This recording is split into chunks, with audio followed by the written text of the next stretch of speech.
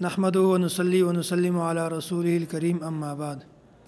شیخ طریقت متکلم اسلام مولانا محمد الیاس گمن حفظه الله فرمایي و یو سیز مونږ سره دا اسلام او بل سیز مونږ سره دا پاکستان.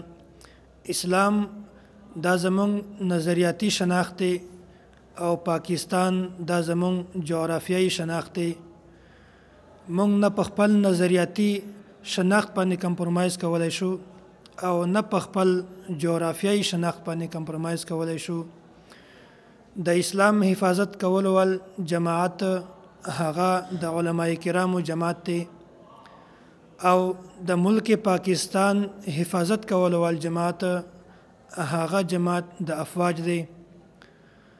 چې کله په اسلام باندې څوک د بهر نه حمله وکړي نو موږ همیشه د علماء کرامو سره یو د اسلام د دفاع لپاره، او کله چې څوک په ملک پاکستان باندې حمله وکړي نو موږ د خپل افواجو سره یو د خپل ملک د دفاع لپاره.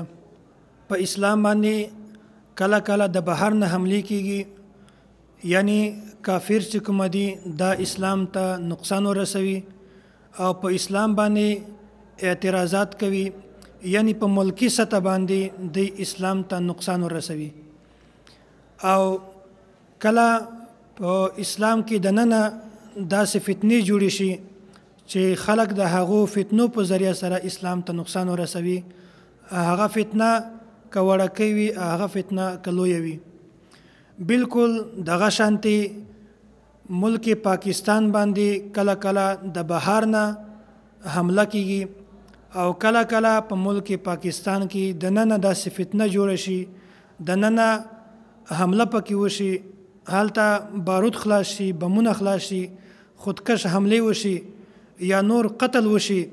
لکه څنګه چې په اسلام باندې یو خارجي فتنه د کفر مونږ نشو برداشت کولای، داسې مونږ په اسلام کې دننه چې کومه فتنه ده د دې دا هم مونږ نشو برداشت کولای.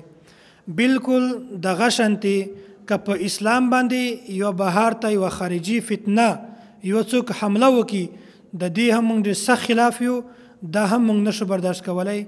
او داسې که په پاکستان کې دننه یو فتنه راچګه شي د هغې سازش دا وي چې پاکستان په یوه غلط سوچ باندې ټوکړې ټوکړې کې موږ دا هم نشو برداشت کولای.